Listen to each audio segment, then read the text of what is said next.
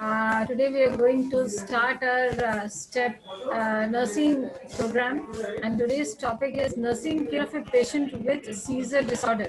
Our speaker today is Dr. Ajit Kumar. He is a senior consultant in the Department of Critical Care, Manipal Hospital, Bangalore. Sir, Bangalore. you can please take over and start your talk. Yes.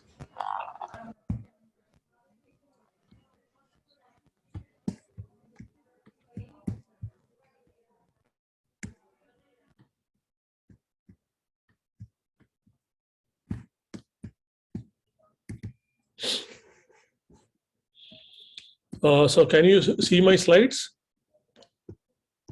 Yes, sir. Yes, sir. Yeah, that's fine. Yeah. So good evening, friends. I'm Dr. Ajit Kumar from Manipal Hospitals, Bangalore. So basically, the topic is about the nursing care of patients with seizure disorder. So today's discussion, I'll be giving a brief introduction, then a basic outline of management of epilepsy and status epilepticus, stressing on nursing aspects. What I mean to say is that, here, this being a general topic, I have been discussing about the epilepsy or, even status epilepticus, not only in the ICU, because we are all in ICU nurses, but, there's the patients, who is having, these kind of a seizure episodes in the ward also, or maybe before coming to the hospital, what need to be done. So this is the basic management, and especially this is not for, predominantly it is based on the nursing aspects. And finally, we'll be discussing the take-home messages. So seizures occur when uncontrolled electrical neuronal brain discharges interrupt normal brain function. So a lot of uncontrolled, neuronal discharges are happening, and obviously the normal brain function is not happening in seizure. The common causes include tumors, we all know, trauma. Now, all of you must have seen, patients having traumatic brain injury, any kind of a trauma to the brain. Obviously, like you can have these seizures, and infectious processes such as meningitis, and even meningoencephalitis. And apart from these, whatever we have mentioned, other non-neurological disorders such as dehydration and other metabolic issues, metabolic abnormalities, and even electrolyte abnormalities can give rise to seizures. And seizures can occur at any age, but they are most common in children and in people who are more than 60 years of age. So this is, the seizure or epilepsy. Epilepsy is there in the medical literature since many years. And, this has been even described even by the eminent physician, the father of the modern medical science, who was between 460 to 370 BC by Hippocrates. And he described the disease epilepsy as the sacred disease. So the global burden, the Pan American Health Organization mentions epilepsy as a global public health problem and a clinical condition with a self-referral up to 50% of the cases. Because 50% of the patients, they have the epilepsy, they come to the physician. As per the WHO, an estimated 50 to 69 million suffer from this disease.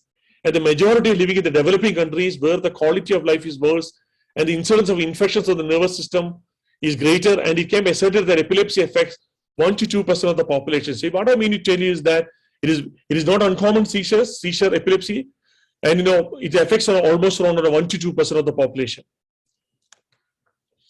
And international statistics show annual mortality rate of 2.1 per 1 lakh inhabitants per year. So 1 lakh population, because of epilepsy, around 2 person are dying, varying from 1 to 8 in different countries. Because depending on certain countries, the death is going to be more.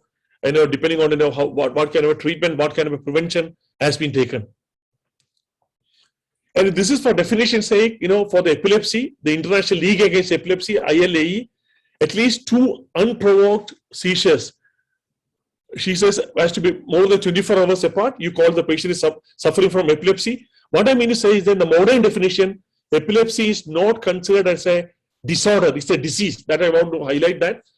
And another part of the definition is that, an unprovoked seizure and the probability of presenting a new seizure during the next 10 years is, that is also another probability, or the diagnosis of an epilepsy syndrome. If any of these things are there, diagnosis of epilepsy is made.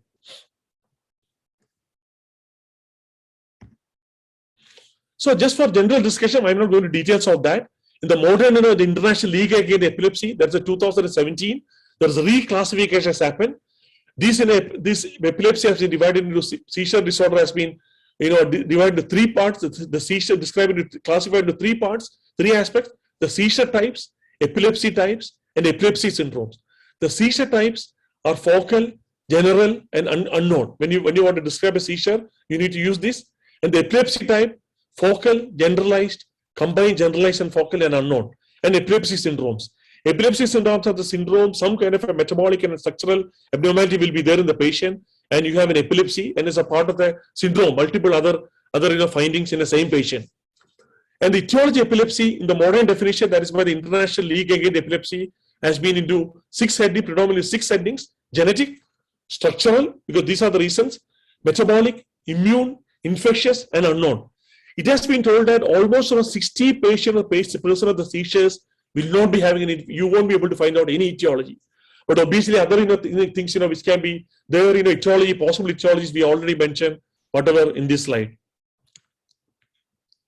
The seizure classification, as I told you, the seizure, focal onset, general onset, and unknown onset. I don't want to go to the details of that. And some of the common symptoms during a seizure, behavior during focal seizures has been mentioned in this. Acalculia, a lot of automatisms, cognitive issues, emotional issues, autonomic issues, and all. The slide is shared, so I don't think I need to read out everything in this. And epilepsy types, as I told you, seizure type we mentioned when we classified. Epilepsy types can be generalized, focal. Third can be focal and generalized, and even unknown. And epilepsy syndrome, there's a big list is there in the neonatal period. Different syndromes are there. And infancy, there febrile seizures are there. All of us are known. Childhood also you can have febrile seizures. And the big list is there, which I don't want to read because our focus of attention is about the nursing management of seizures. So I just want to mention that some of the precipitating factors, person who is already having an epilepsy or a seizure disorder, some of the precipitating factors could be stress, sleep deprivation, fatigue and exercise, some excessive fatigue, even severe exercise, illumination, some kind of high light. Sometimes the noise is said to precipitate or aggravate some kind of a seizure activity. Most of the very common thing what we come across in a clinical practice, patient who is developing a seizure, whether it's come to the ICU or maybe in the emergencies, then non-complex the medical treatment. Patient is already on treatment because of various issues and stigmas and all. Patient is now not taking the medicine properly. That could be one reason, one very common reason I can tell.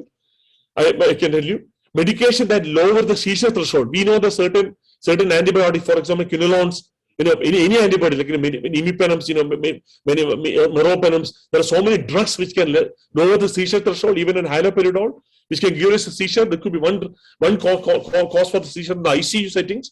And metabolic factors, and there is some kind of association of seizure with menstruation called catamenial epilepsy, fever, febrile seizures are we know that. Hyperventilation, sometimes some kind of a sort of hypocalcemic technique can develop, and some kind of a seizure can happen, occur in such condition as well. So these are the precipitating factors. What I mean to tell you is that as nurses, one should know these are some of the things. When a patient is coming to the ICU, maybe in the ward, you treat the patient, everything is fine, and with a good nurse with his or her knowledge will be able to counsel the patients, try to find out what exactly. Obviously, the medical team also is involved, but sometimes there will be a kind of an overlap will be there between the medical and the nursing, the job. So basically, these things can be done. It can be advised what we can do, regarding counsel, regarding the complex of the medical, the medicines and all that sort of thing. So we should know. That is the reason we should know the precipitating factors. So I don't want to go to details of that. Again, I mentioned before. The key management aspects in the modern epilepsy, because even I am also learning because I predominantly work in the ICU. The general epilepsy, what are happening is something which is relatively a little bit new to me. Few things. So apart from the anti-epileptic medication, so as a nurse, as a doctor nurse, we should know that there are 3-4 types of medications or interventions are used in epilepsy now. Epilepsy patients, anti-epileptic medication, we all know different types, different class, different types are there. We do that.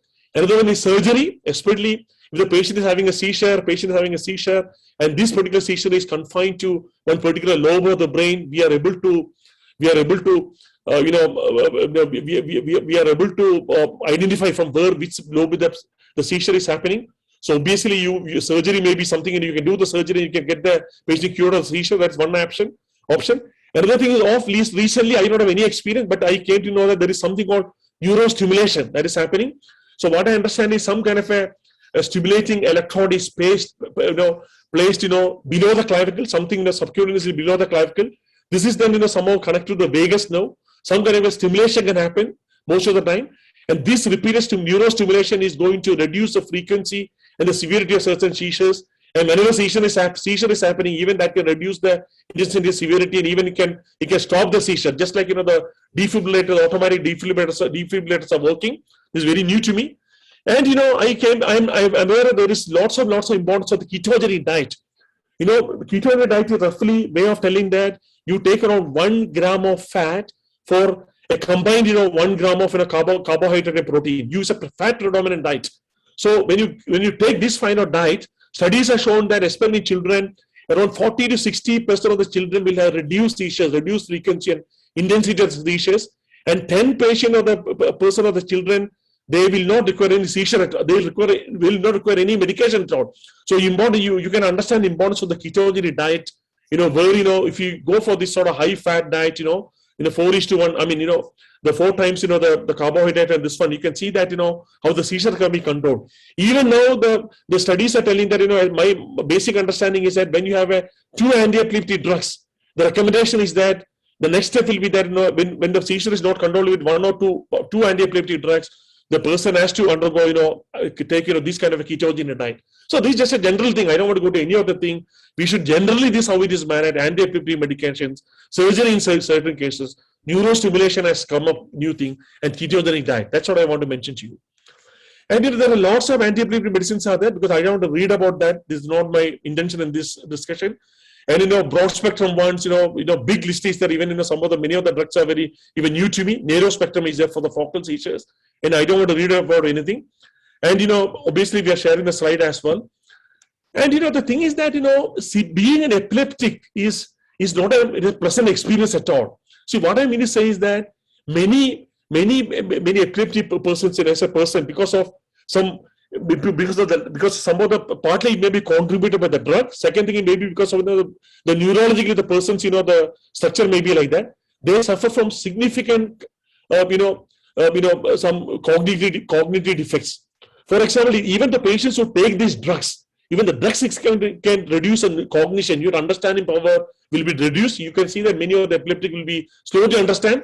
Having said, I know some excellent doctors, leading neurologists having epilepsy and being treated and doing very well, but I'm talking generally what is happening. So cognition can be affected by the epilepsy drugs, the drugs you are taking. The hypersensitivity, the hypersensitive reaction can be there. Some of the medicines are notorious to promote suicidal tendency, because it's not a very simple thing at all. You have a seizure, you take the anti-epileptic medicine. Unfortunately, this is getting into more and more depression. You have suicidal ideation, and sometimes it can cause significant weight gain and weight loss and osteoporosis. These are some of the side effects of the anti-epileptic. What I mean to say is that being an epileptic also is not a very pleasant thing at all. That's what I want to convey you. And in the epilepsy patients, as I already mentioned to you, they have significant issues are there. Apart from this, whatever we are treating, cognitive issues are understanding the real thing. Behavioral issues are there. Physical weakness, either muscle weakness, tremulousness. So many. I mean, some of the fertility issues are there. Psychological issues are attention. Deficit disorders are common. Anxiety, depression, psychosis. And social issues are there, because there are many people with epilepsy, they are unemployed because there is a lot of, cautions are there. Restricted sport activity, that epileptic people, epilepsy people are not allowed to drive, maybe, swim in the water, even, near the fire, all that sort of thing. And substance abuse is very common, and education is supposed to be a little bit less. And because of all these, and there's a lot of social stigmas are also there. You can understand in epileptic patients, not only you treat the epilepsy in the ICU or in the ward, but these underlying thing also we should be aware. At least we should be being ICU doctors and ICU, we should be aware. That's what I want to convey you.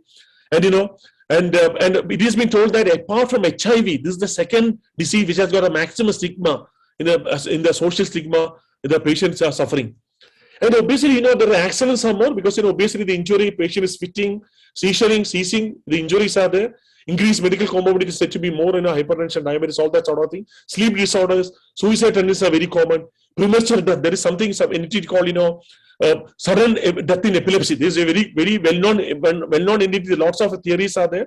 So we should also, we should be able to advise people after the, regarding, how to prevent it in the future and all. But you should be, at least from the nursing point of view, you should be aware that sudden death is also not uncommon in epilepsy. Called SUDP, sudden death in epilepsy, is very common. Just I want to highlight.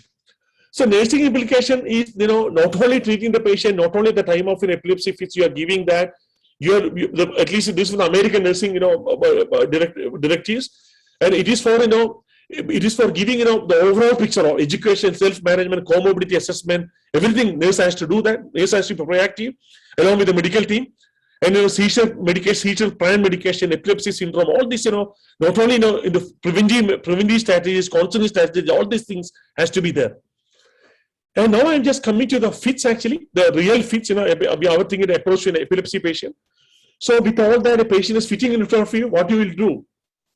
So the thing is that fitting may happen in the, even it may not be in the hospital, it may be at home. Basically in the seizure first aid, because a good nurse or nurse practitioner is also, expected to counsel the patients regarding what we can do when a fits or seizure is happening at home or, outside the hospital. So staying calm, make sure that the patient's airway is clear, because any medical emergency, that you look at airway, breathing and circulation. So whenever, even if it is happening at home also, you have to see that the person's airway is clear, breathing is impaired, and obviously you prevent injury. When what's happening is that, what I want to highlight is that 99.9% of the seizures are going to stop spontaneously within 1 to 2 minutes. That's a very, very important message from me, because you can still wait. Any seizure you will wait, 99.9%, I can confidently tell you, these seizures are going to stop in 1 to 2 minutes. And in the first 1 to 2 minutes, when the patient is fitting me, the most important thing from a doctor's or a nurse's point of view is that the person is, kept in, ensure that he's in a safe environment. You need to prevent further injury by in the surroundings, by any sharp objects or dangerous objects and all. And when the things are, you try to see that the airway, breathings are okay. When the patient, the fitting is stopping, you see that the patient is turned to one person, that'll be better. So the chance of post epilepsy vomiting would be there, aspiration would be there. That's one thing you should do. So don't hold the patient down if he moves around, and restraining the patient is necessary. Though using a lot of force is not required. We can increase injury. Do not put anything in the person's mouth. Obviously, you cannot do anything because the patient is unconscious. Patient can bite the thing, it can cause more issues. Sometimes a patient can, if patient can get aspirated, spontaneously he can just go inside this one. So don't give person water, oral medication, food until he or she is fully alert. See, don't put anything in the patient's mouth. Instead, turn him or to the side to aid breathing. Better that you turn him to the side to, so that, the things are not, just directly falling. He can just, the circulation can just get outside to prevent saliva mucus from blocking the airway, and whatever the secretions are drained off. And after place the patient on his side, a risk of post-seizure vomiting exists before the patient is fully alert. Thus, the turn the head so that any vomit will drain out of the mouth without being inhaled. So you need to shift the patient, turn the patient to one side. So any vomit is just going to the other way around. It is not getting into the lung of the same patient. Stay with the patient until or he or she is recovering. So as I told you, a patient who is having a single episode of fit, 99.9% of the people will spontaneously stop in 1 to 2 minutes, and the person is going to become conscious in around 20 minutes. Sometimes the patient can become, this varies even in 5 minutes, even in 1 hour, but practically vast majority of the cases, patient will become conscious in around 20 minutes. So in that time, what you're doing is that initially you just see that, you prevent further injury, you see that, the airway breathing is well maintained. You do that immediately after the fit is stopping. You try to see the patient one side, even when fitting also, but you see that the injury is prevented. That is a very, very important thing. That is a very, very important advice you need to give to the patients even before they come to the hospital. Obviously, when the fit is happening, it is better that you call the doctor immediately, call the ambulance immediately. So the further measures will be in the place. That's also very, very important, because I just forgot to mention here, that is, before you do that, you need to inform the doctor or the ambulance as well in the meantime. So if in case of a fits, when we are nurses and doctors in the hospital, fits or seizure in the hospital environment, it is happening, maybe in the emergency. So in the ward, it's happening, inform the doctor and call for help. Obviously, you inform, you call for help. Observe the ABC quickly. You look at the airway, breathing, circulation, how the airway, is there a lot of secretions are there? Is there a lot of aspiration happening? Is the patient breathing properly? You need to see that. And how is the breathing pattern? How is it there? You need to see that. And the circulation, obviously, at least you can check the pulse, because the patient may be fitting. Many times it may be a bit difficult. Keep the patient in a horizontal plane, and care need be taken that he or she does not receive any trauma to the skull, with the head tilted and the clothing lopsided. What I mean to say that you need to see that the clothes are kept loose, or maybe pulled to one side, so that there is no tightening happening. There is nothing is going to be entangled there. So the head is preferably has to be tilted to one side. We should try to do that in a very soft manner. The surrounding area has to be safe. And if there's a loose dentures are there from the mouth, and remove the patient's glasses. And even for the this one, that's very important, because sometimes injury can happen because of that, and dentures can be aspirated. So better that you remove the denture from the mouth. If it is just loose, it is coming out. If you can just remove that, and you try to put a peripheral line at the earliest. See, what I mean to say that once the fit is happen, what I mean to tell is that, again I'm trying to repeat, is that 99% of the cases, you look at the airway, breathing, circulation, and you see that the patient is not getting any further injuries. So what I mean to say that after 1 to 2 minutes, 99.9% of the cases, after 1 to 2 minutes, the patient is going to stop. Once the seizure is stopping, then there is a time you can put a peripheral line. That's what I want to let you know. But if the patient seizure does not stop, that means the seizure is continuing for more than 5 minutes, then the definition of the seizure comes under status epilepticus, where in spite of the patient is keeping on fitting, you have to put a line. You have to mobilize the hand or whichever feet, whatever is there, and you have to put a line. What I mean to say is that a simple seizure which is lasting up to 20 minutes, 2 minutes, you can wait. After the seizure is over, you can put a line. You can, because it will spontaneously stop. After 2 minutes, you can put a line so that, maybe the patient is going to seize again. You may be able to give some medication for that. But if the patient is continuing to seizure for more than 5 minutes, obviously you need to immobilize, and you have to at any cost you have to try to put a peripheral line, at the same time looking at an airway and breathing. So quick bedside monitoring, duration of seizure, because when a seizure is happening, it's better that you inform the doctor, the treating people, how the seizure was there, what is the duration. As I told you, for us the duration is very, very important. Any seizure which is lasting more than 5 minutes comes under the category of operational definition of status epilepticus. So patient has to be aggressively managed. It's a medical emergency, neurological emergency. So duration of seizure is very, very important. As we said, if it switches up to 2 minutes, that's fine. It will stop by itself. Then you have some time to do that. But if it is continuing for more than 5 minutes, it's a medical emergency, neurological emergency. You have to call the doctor, call the physician, do the needful, and we do that. What is considered seizure? If at all you are possible, you should explain the type of the seizure, generalized, tonic, clonic, how it is happening, the level of consciousness. Many people, obviously, they will be post-ictal state, whatever reason, they'll be unconscious, usually for around 20 minutes, but sometimes maybe they can wake up much earlier. It may be delayed as usually up to around 1 hour also. Coloring of the scene, sometimes severe spasm will happen in the throat as well. Larynx. So basically, what can happen is that you can have severe hypoxemia. So the coloring of the skin, anything is happening, you should know that.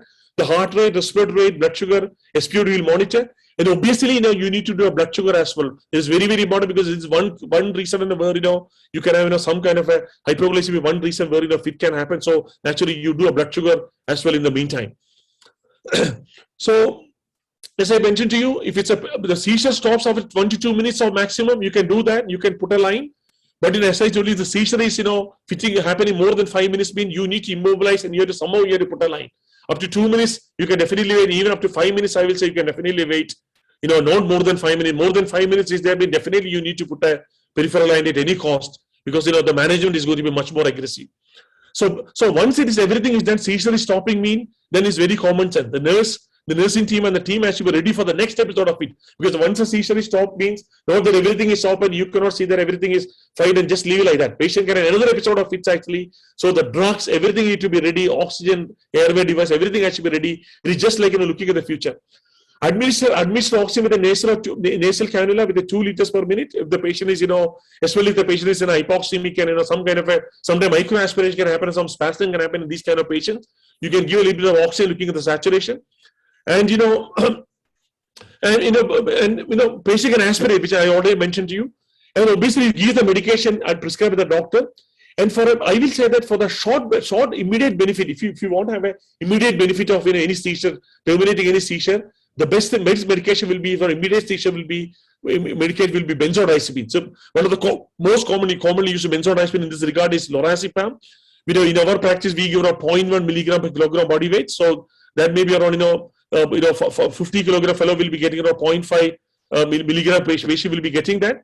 So this you have to do. Then, once the immediate control is there, then you look for, some kind of a preventive medication for, other medication, levetiracetam and all other medication you'll be giving as per the instruction of the doctor. Inform the family once the seizure is everything. Still inform the family about the plan of investigation. You know that if there's an unknown fit has happened in the ward or in the ICU, obviously most of the time we'll be going for at least for a CT brain. Obviously, these plan, obviously the doctor must explain to you, in coordination with the doctor and the physician you need to see that you explain the plan of management to the family as well. So this is the thing, the flow of when the patient is fitting, epileptic seizure history is to notify the attending physician. So patient has to be in horizontal pain that we already mentioned. Avoid head trauma, removing objects from the mouth and glasses. Define type of seizure. All this if at all possible. Obtain a peripheral venous route. If you can wait up to at least around 2 minutes. You can definitely wait. More than 5 minutes. You need to definitely have to put a line for that. And post seizure, when the patient's epileptic seizure, then after the patient is seen, most of the patient will be drowsy, unconscious. That is called the post-ictal phase. When the epileptic seizure cease, place the patient in the recovery position. I'll show you how the recovery position is going to be there. Monitor ABC, airway breathing circulation is very, very important for any doctor nurse attending any emergency. Put a peripheral line after the seizure stops in about 2 minutes, which I already mentioned. Do not administer anything by mouth. Obviously, these people are unconscious, drowsy, they can aspirate, so don't give anything through the mouth, very sure. If after the crisis, the person is excited, calm her down and reassure them. Maybe some medication may have to be administered as well, advised the doctor. Sometime after the seizure is over, there could be some kind of a bleeding will be there. You need to have a sterile compress has to be there. You have to press there till the bleeding is stopping because some injury might have happened. and what I want to tell you, even some seizures we can put a soft pillow underneath the head. That also would have been okay to prevent injury in many cases. It all depends on how the hospital protocols are followed there. Ensure that the environment is safe and quiet and without excessive lighting or noise. Obviously, these can again precipitate seizures. So see that the lighting and noise is much less. This is the recovery position. The one leg is here. The one lateral position it is there. You see the one hand is in the other part of the face. One side of the face just kept like flexion kept on the one side of the face. The other hand is put down. The leg is like this. This is the recovery position. So carry out a new check of vital signs of serum blood sugar. We'll again check that. In case of, it's not uncommon to have some continence of urine. Urinary, even fecal incontinence can be there. So naturally, you need to clean that. In case of drowsiness, obviously we'll allow the patient to rest. And whatever the test has been asked for the doctor, we'll be doing that. That's what we do. So, and also document the duration of whenever you examine the patient after the seizure has stopped, duration of the tonic, because when the patient is actively fitting, you won't be able to see anything. So duration of the tonic-clonic phase, you have to record the types of the epileptic seizure, where does the movement and begin contraction, eye position, eye movements, the pupils. Sometimes pupillar asymmetries are very common after seizure. So urinary, fecal incontinence, all these things we need to note it. So this is what the thing. So basically, what happened? You will not give anything. Patient has to be in the recovery position, which I showed you. That particular position has to be there. Head turned to one side, and with a hand is supporting the one part of the face.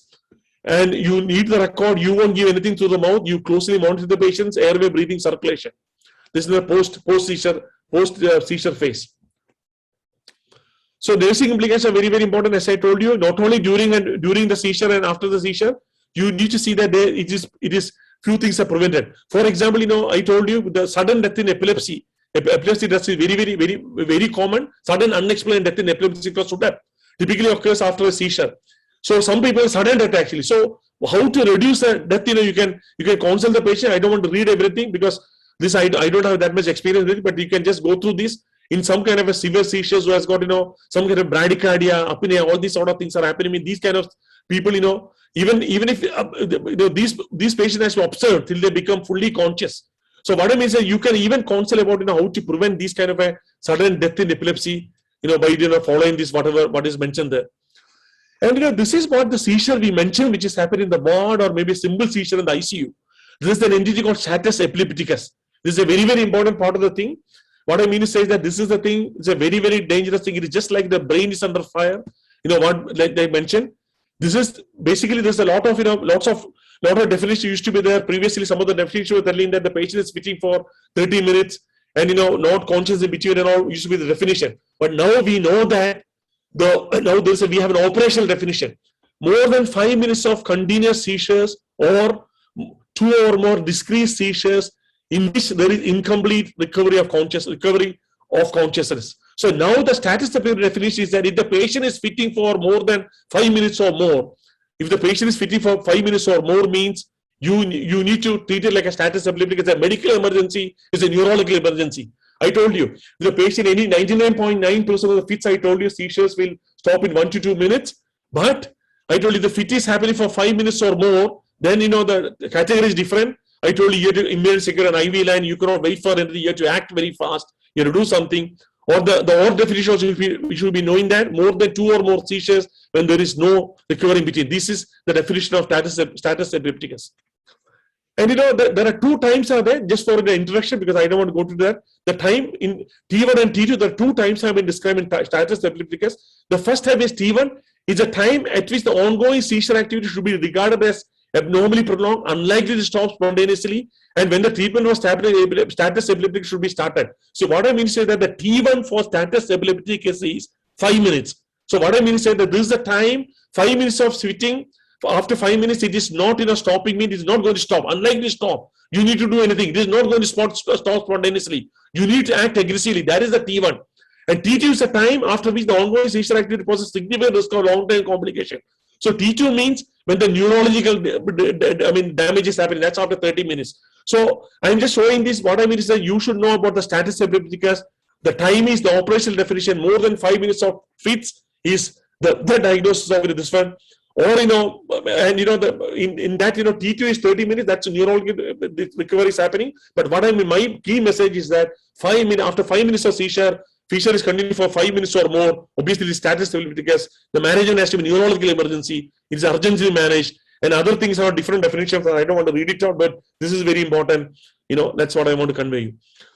And initial management of status epilepticus and medical emergency, you need to have a rapid assessment and supportive care. You rapidly assess, there's no time to act. Airway, breathing, circulation is very important. We all know. Supportive care has to be there. You should prevent injuries like the way you have been doing that. You should try to put a soft pillow underneath the head. You try to turn the patient to one side if the patient is, doing that. But many times, the patient may be fitting without any control. The most important thing is that in the status epileptic is that for the urgent control of the seizure, you put a line. You need to put a line. Obviously, IV line has to be there. In ICU and all, obviously, we have all the ICU patients, unexpectedly fitting, you have an IV line. In those patients, you get a benzodiazepine. I told you. The theory wise, we used to give around 4 milligram of benzodiazepine, just empirically. The definition will be 0.1 milligram per kilogram body. So that means 60 kilogram will be having 6 milligram will be there. Then you wait for 3 to 5 minutes. If there is no response, then again you have to give one more dose. That's how it is being done. There is no upper limit for the dose, at least at this point of time, most of the time. So use of benzodiazepine is the urgent seizure control. Once the seizure is controlled, seizure is controlled or not getting controlled, then non-benzodiazepine for long-term control. Then you use a non-benzodiazepine for once it is this one for long-term control. Once it is controlled, you go for a non-benzodiazepine for long-term control also will be used. That means medicines like phosphonitoin, valproic acid, levetiracetam, which is just mentioned there. So the first thing is that for immediate control, after we put an IV line, immediate control, you give lorazepam, the benzodiazepine. That's a drug of choice. Once the seizure is controlled by benzodiazepines, then you give the long-term control by phosphonitoin, valproic acid, valproate, and levetiracetam. Levetiracetam has been increasingly used nowadays. We know that. And if there is no IV line is available, there are so many ways out there. Some people use the rectal, oral midazolam, which is very difficult. So for me, what the practical thing is that you can give it an IM. IM can be tried. Midazolam 10 milligram IM can be tried. That's as per the up-to-date the direction. 10 milligram can be tried. Tried actually if the seizure is not getting control. So that is one thing. Once it is given means next step will be to give this. Once the things are getting under control, you give phosphonitoin, valproic acid, and levetiracetam, or maybe phenytoin as a for the long-term control of the seizure. So many times, when the patient is fitting like that, very likely because depending on the patient not getting conscious in between, there's an increased risk of aspiration is there. So for what I mean to say that most places, including ours, we have a low threshold to intubate the patient and protect the airway. We put the tube and we protect the airways. And basically, because when the fitting is still continuing, it is not getting control even with levetiracetam and all. Sometimes these drugs also we do that. Lacosamide, topiramate, or some other drug. Topiramate is not available in the IV form. We give oral medications. I mean oral medication, but obviously the lacosamide is the IV is available. We can even try lacosamide for that. If clobazam has been tried by some certain centers. And the thing is that if once a patient is you in the meantime, what you do is that when all the fitting is, you send a series of blood investigations you'll be sending. So and you intubate mechanically when I told you we can repeat a phosphorylation if you are already given. And when after one dose of benzodiazepine and after one dose of this the long-term management drugs, non-benzodiazepine drugs, if the fit is still continuing, it's called refractory status epilepticus. That is very important. So you intubate the patient now because the fitting is continuing. You intubate the patient now. So and when after one dose of benzodiazepine and one dose of non-benzodiazepine drug, which I already mentioned to you, this phosphoritoin, sodium valproate, or levetiracetam, the patient is still fitting. We call refractory status epilepticus, defined as ongoing convulsive or non-convulsive seizures following administration of an initial benzodiazepine and a non-benzodiazepine anti-seizure medication given in appropriate doses. So this is a refractory status epilepticus.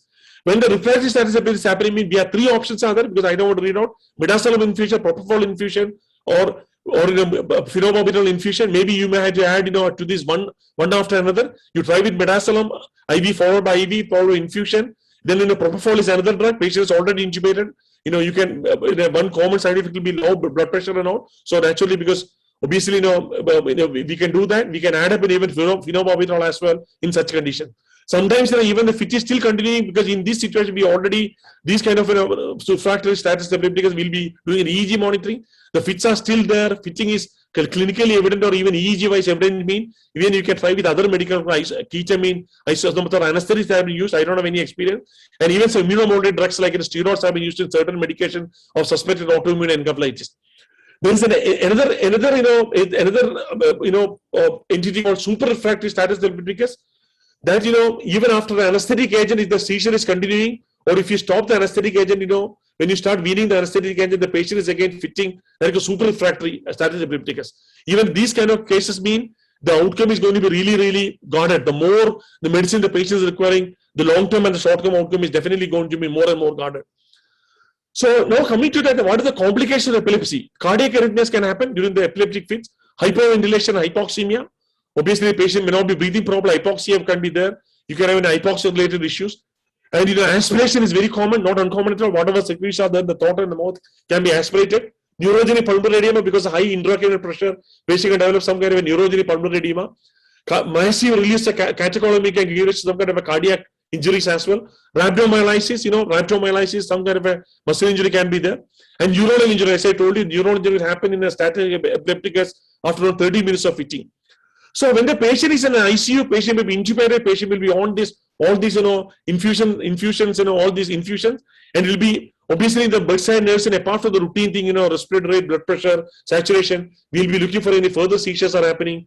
Is there any rough idea about what is happening in the EEG? Some of the bursts, seizure bursts can be noticed. It can be brought to the notice of the treating physicians. So the take-home message is simple. The management of the epilepsy patient, whether an isolated seizure or status epilepticus, in the short term or long term, is a teamwork involving medical and nursing professionals. So what I mean is that whatever I told you, all these measures, it is not done by it is not like that. It could be done by only by the nurses, only by the doctors. It's a sort of mutual coordination and interaction within the medical and nursing team. The role of the nurse practitioner is invaluable before, during, and after the seizure, in the short term as well as long term management, including the preventive strategies, counseling, and the first aid advice. As I told you, not only that the patient is, you look at the patient before when the seizure is happening and after the seizure, you have to look at, how to prevent the seizure, how to counsel the family, how to do the first aid advice to the family. All these things are also very, very important. This is being practiced in the US and other, advanced countries. So that should be the future what India is also looking at. Overlap between the short and long-term management measures are common. Sometimes what can happen is that whatever the nurse is doing or whatever the doctors are doing also, there will be some kind of overlaps are common. That is the reason there should be close communication, interaction, and coordination has to be there between the nursing and the medical team to have the best outcome. Most of the seizures spontaneously stop in 1 to 2 minutes, and most of the patient become conscious after around 20 minutes, which I told you, because I'm happy to discuss that.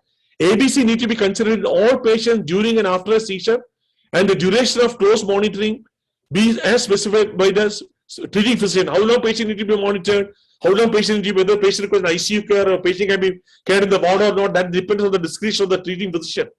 Ensuring the safety of the patient during the episode is the most important aspect of management during any seizure.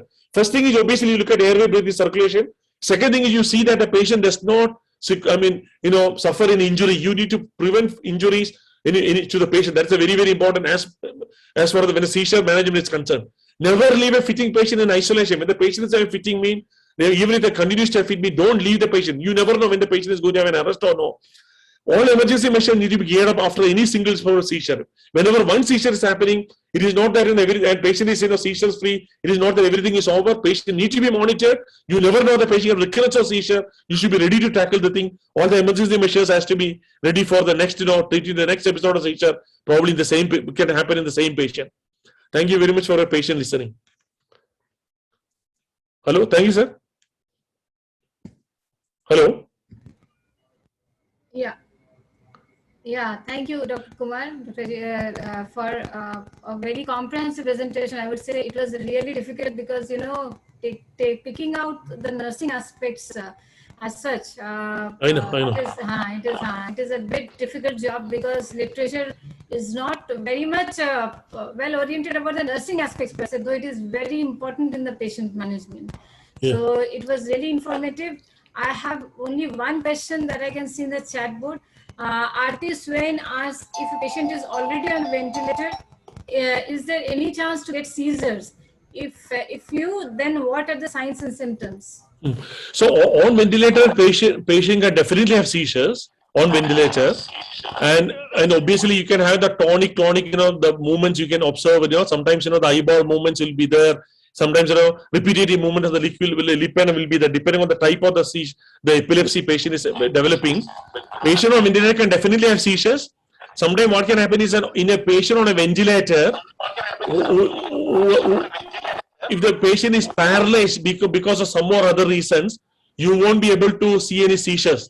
That is the reason a patient, if at all, it's better to avoid paralysis in any of the epilepsy patients. If at all the patient is paralyzed, the patient should be under a EEG monitoring. Patient can still have the seizures. Abnormal repetitive movement can definitely be observed, unless the patient is paralyzed. But if the patient is paralyzed, any plan of paralysis is happening, the patient should have an EEG monitor.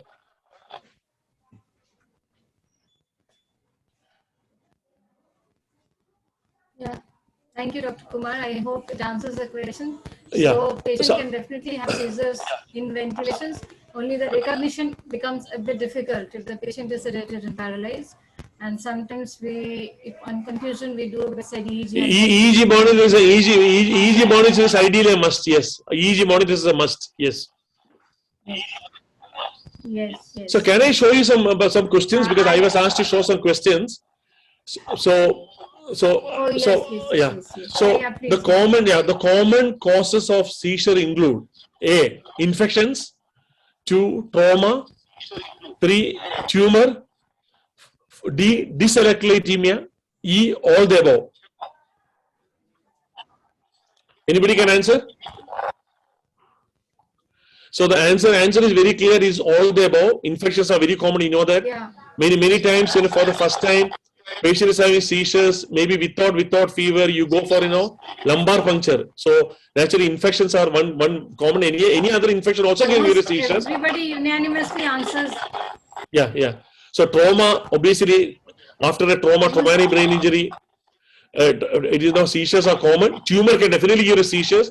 Dyselectrolytemia, one of the commonest dyselectrolytemia in our ICU setting will be hyponatremia. You know that. So sometimes sodium level will be too low, and patient will be having seizures. Can I go to the next question? So the International League Against Epilepsy 2017 classify the epilepsy based on 3 levels: seizure type, epilepsy syndrome.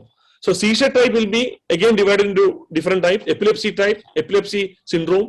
So basically the answer is very simple, because this we have to mug it up. That's all this. I just want to be aware that these things are happening. There's a new classification of epilepsy: seizure type, epilepsy type, and epilepsy syndrome.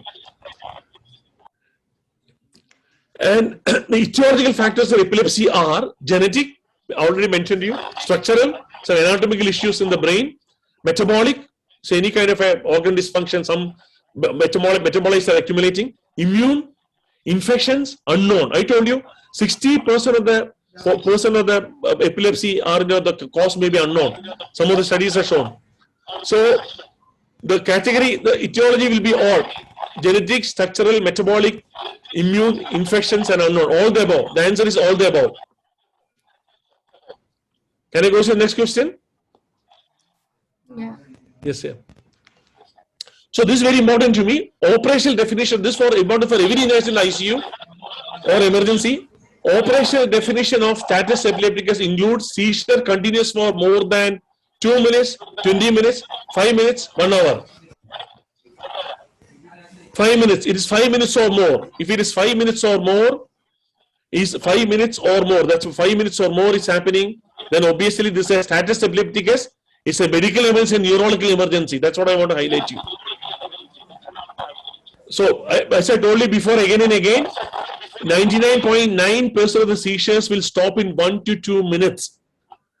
So if the seizure is continuing for 5 minutes or more, then it's a medical emergency. So it is not going to stop. That is what it is. Operational definition of the status epilepticus is telling that the seizure is happening for 5 minutes or more. Obviously, you need to think about status epilepticus. So in the operational definition, there is one more thing is there. The operational definition of status epilepticus includes seizure continuous for more than 5 minutes or more, or there's an or is there, or 2 or more discrete seizures with incomplete recovery of consciousness. This is the answer. 2 or more. There is no 3 or more. So if the seizure is happening for 5 minutes or more, or there are 2 or more seizures are there, and the patient is happen to any patient, forget about the duration, and patient is unconscious in between, incomplete consciousness is between, 2 seizures happen and the patient is unconscious in between, that is also called status epilepticus. So that is very, very important for the nursing and medical point of view. So at least 2 episodes of seizure is happening and the patient is not in full consciousness, then again you need to manage like a status epilepticus in medical emergency. The last question is, refractory status epilepticus means what? See, people talk about status epilepticus is not responding. So the answer is that after initial benzodiazepine or non-benzodiazepine medication given in appropriate doses, after initial benzodiazepine and non-benzodiazepine medication given in appropriate doses. So what I mean to say is that we call it status epilepticus, refractory status epilepticus. That is, the intensity is more severe if after initial benzodiazepine and you added one more thing, as I told you, this phosphatidylcholine, levetiracetam, sodium valproate, whichever you are adding, that's a non-benzodiazepine medication. With this benzodiazepine medication as a non-benzodiazepine medication, patient is not responding. That means patient is in a refractory status epilepticus, and obviously patient will require intubation. Patient has to go to the other step of management with this sort of infusion. I told midazolam, propofol, all that things. And even from phenobarbital, which I already mentioned to you. So any questions that I'm most happy to take. I had to make it a little bit faster because I was a bit conscious about the time. Any questions I'm happy to answer.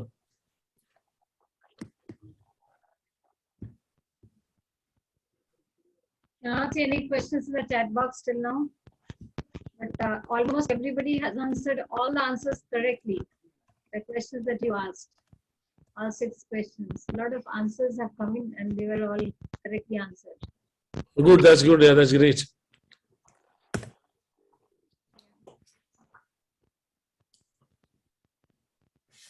So one question is, then RND, so is there an age limit to get seizures? No, there is no age limit. There is no age, sex, race, or any reason for the seizures. So, but seizures are more common in children and adult above 60 years of age. It's a very good question. There is no age limit. There is no age limit. It can happen in any age, any sex, any race. It can happen in any person. But it is seizures are more common in children and people above more than 60 years of age. I hope the answer is clear. Aradi Swain.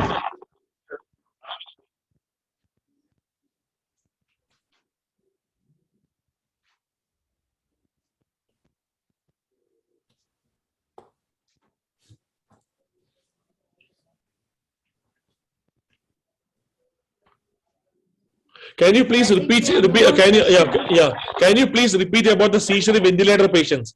No, the seizure can happen even on ventilator patients. There is no doubt about that. If you want to if you want to be sure about the seizure, you should be able to see the repetitive abnormal tonic-clonic movement, whether focal or generalized, local or generalized, should be able to visualize. So even that can happen if it is happening on one medication, you may have to add another medication also. You see with your eyes, you are seeing the abnormal repetitive abnormal local local or generalized movements you can see in the eyes, lips, even the whole body. That what you can see very well see in the ventilator patients. But in ventilator patients, if they are paralyzed, what can happen is that this kind of a seizure activity will not be there because muscles are paralyzed. So in those cases, unless the patient is on an EEG monitoring, you won't be able to pick it up. So you can see that even ventilator patients, because what happens, many of the ventilator patients also sometimes maybe on drugs like propofol and sedation, so that can mask the thing. So unless you have an EEG monitor, my take is that every ventilator patient who is treated for seizure should be put on an EEG also. That is very important. Sometimes, as you said, you may not be able to see it macroscopic with your eyes. So ideally, patients should be put on an EEG, so it can find out, it can detect in any kind of a subtle seizures. Otherwise, you have to see with your eyes these abnormal movements. And these, as you said, if you paralyze, especially when you paralyze the patients, or these kind of the seizures won't be visible, then the only option will be to have an EEG. So preferably, the patients on ventilator should have an EEG if a portable EEG is present in the available in the particular hospital. If somebody has a family history of seizure, is there a chance to get seizures? Yes, there is a chance is there. I am not a neurology expert. Obviously, there is a chance is there. Some of the syndromes and all can run in families. There is a chance is there, but that doesn't mean that everybody in the family will get also. There is a chance is there. Yes, that is very much correct. Is there a permanent treatment for epilepsy? See, as far as I understand, obviously I am not a neurology expert, but you do the anti-epileptic medication, which I already mentioned to you. Sometimes in some cases, if the epilepsy is on one particular part of the brain, if that particular part of the brain is removed, so probably the seizure is never going to recur. That's what my understanding. The particular lobe is removed, the particular part of the brain has been removed. By any surgical intervention, it can be cured for this one. And as I told you, with the recent evidence suggests that in children, more than 10% of up to 10 to more than 10% of the people, when they go for the keto diet, I told you the high fat diet, 4 times more than the carbohydrate plus protein together. When you do a high fat diet, many people get a relief. They get seizure free. Up to 10% of children can become seizure free. Otherwise, I believe that seizure is a disorder, a disease. I will say disease which is controllable, but probably may not be curable. Maybe in those situations which I mentioned to you, probably there could be some permanent cure could be there.